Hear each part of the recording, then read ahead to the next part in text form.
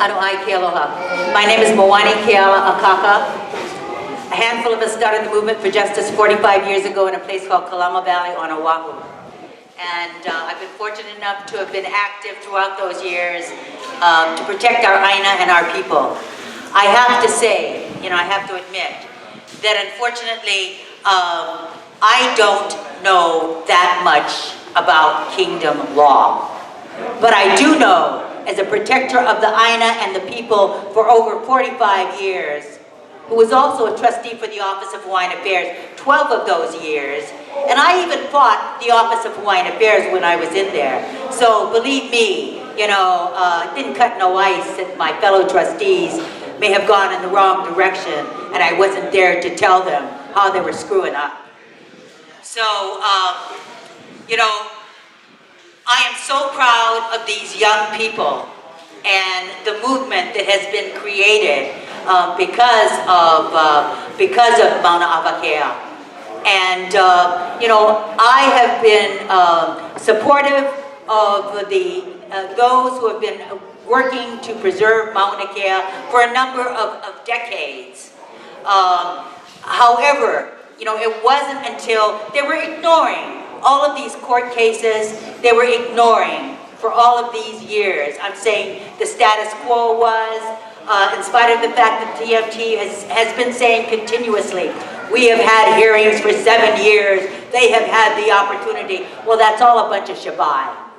Because they have been ignoring the court cases, they have been ignoring those who have fought against the different telescopes that they were putting up on Mauna Kea, including the TMT. However, it wasn't until, people started getting arrested on Mauna Kea that things that they have begun to take seriously this whole situation. And I am very, very proud of the young ones. To be honest with you, I'm 71 years old, and there are those of us that have been a little concerned, because a lot of us that have been involved have had gray hair. And we've been concerned because we've been asking, where are the young ones?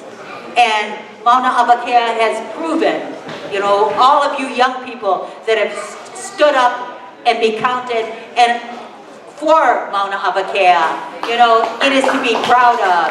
And I am very, very proud of all of you. And of course, it should also be remembered that of those, the first 12 that got arrested on Mauna Akaka the average age was 53 years old. And I'm glad to say as well. But during Mary Monarch, they had lines of people picketing in front of Suisan. And I was going up shortly after we got arrested, and I was thanking a number of these many, many young people and many young Hawaiians. And I was walking by and thanking them for being there and asking, how is it that you heard about this?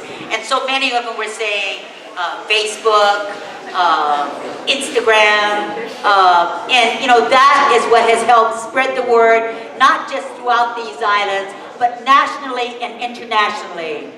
During Mary Monarch, there was this Tongan woman whose husband was carving jewelry at the Mary Monarch, and I was talking story with her, and she showed me a picture of a family in Tonga with their Mauna Kea signs to save Mauna Kea in Tonga, in a very, very rural community in Tonga. So it has spread all over the world, nationally and internationally, and it's wonderful. And I'm so happy to hear what has transpired in the Supreme Court. Because, since the Supreme Court, and again, the Supreme Court bypassed the lower courts. The Supreme Court has been taking this issue seriously. And although I'm looking forward to look at the, now I know, I can watch, we can all watch what happened in the Supreme Court on our computer. And but what little I saw on the different news stations, they were asking the right questions. And I'm so happy that Lanakila helped share with us, because we can't all be there, to witness this, to share with us the joy of a court system finally listening to the truth. You know, to me, when I heard the Supreme Court was picking this up, I thought about the super ferry. The Supreme Court killed the super ferry. And my thought was, the Supreme Court can do that again with the TMT. And judging by the questions that were asked by those judges, cross our fingers, gang, we may be on our way. You know, and they always use the carrot stick of jobs. They always use that. Whether it to be build a hotel on the only open beach in the area, or the TMT. You know, they always say, well, jobs, we need all these construction jobs. Well, hopefully, the Supreme Court will address this issue in the right way. And I'll tell you, if they don't, there's going to be an avalanche of people going up to Mauna Akaka to help defend her, because there is no way that you can say on conservation land, which the criteria is least possible damage, that 4 football fields and 18 stories can be considered least possible damage. So the God's willing, we have a winner. You know, and to me, it's important that we get as much independence as possible.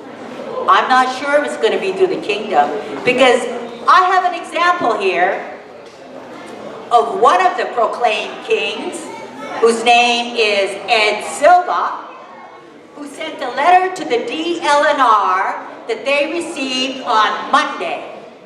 And in this letter, he not only says he speaks for all of our groups, including Kealoha's group, Moanikeala, and probably all the other groups that we're a part of. And this person, Ed Silva, who proclaims himself a king, mind you, I don't know king of what, but he wrote this letter to the governor and to the DLNR, and in it he says, the royal marshals, he's talking about his royal marshals, are professionals, holding the authority and power issued by me to carry sidearms and other weapons to enforce the laws of the Kingdom of Hawaii.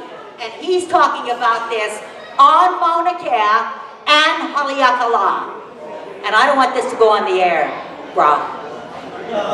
This is not good. When we talk about kapu aloha, it means just that.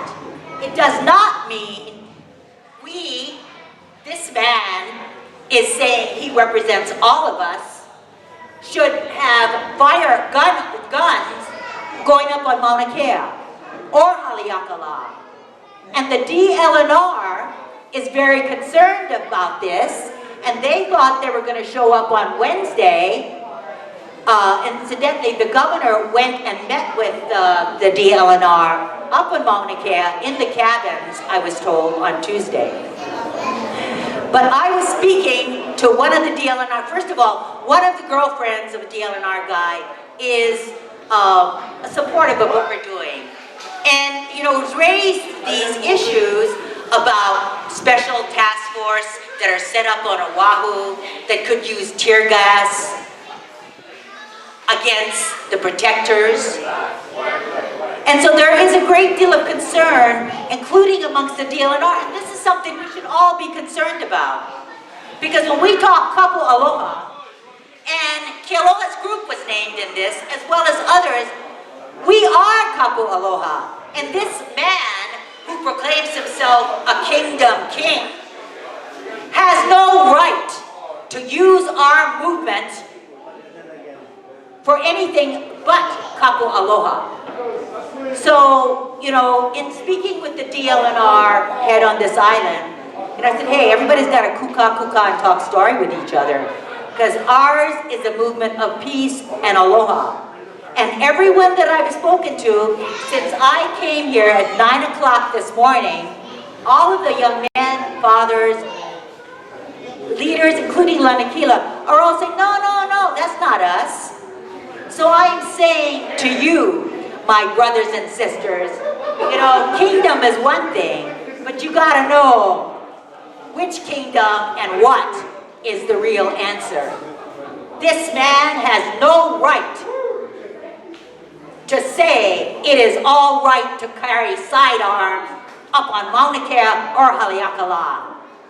And leaders of this group have to set the record straight and talk to DLNR and let them know where we're coming from. Peace and aloha is our biggest weapon. The past 45 years that I've been involved, whether it be Kalama Valley, Hilo Airport runway, where the National Guard was called out, peace and aloha is our biggest weapon. Kapu aloha is our biggest weapon. You know, we snooze, we lose. And I'm saying that somebody has to set this pretender to whatever throne right.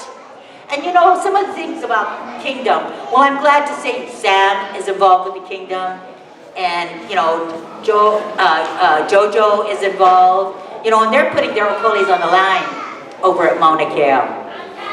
But a number of these so-called kingdoms, you know, or people that proclaim to be kings, I've never seen them on the front lines working for justice for our Aina and our people. The fellow there earlier was talking about programs to be able to help the community, programs to be able to help our people. Well, that is what part of what the Office of Hawaiian Affairs is supposed to be doing, and unfortunately they're not. However, when this Na'iaupuni, when this new nation gets set up, OHA will be dissolved, and all the assets and revenues that we help to negotiate will go to this nation. So I'm saying it's important for people to register to vote, or there ain't going to be nobody voting for independence if everybody says we ain't going to vote. So, you know, we snooze, we lose. The main thing is, we got to stop the TMT, we have to aloha the Aina, and we have to make sure that our people get the justice that they deserve. And it's up to us. We can't just say, we ain't going to vote, because that is the Office of Hawaiian Affairs setting that up. That's shabai. Because if we don't participate, we snooze, we lose. And independence is one of the models that will be a part of this Na'iaupuni, this nation building. But if there's nobody to vote for independence, because everybody says we ain't going to vote, well, you know, it's going to go to the don't rock the boats. So, again, I aloha all of you. I'm proud of what has been transpiring at Mauna Avakea. And we snooze, we lose. And I admit it, I got to learn more about what the kingdom has to offer. But this king is out to lunch, because we do not need people carrying guns to our sacred mountains, period. Kapu aloha has to be the name of the game. We snooze, we lose, but we gotta set this fraud straight. Mahalo.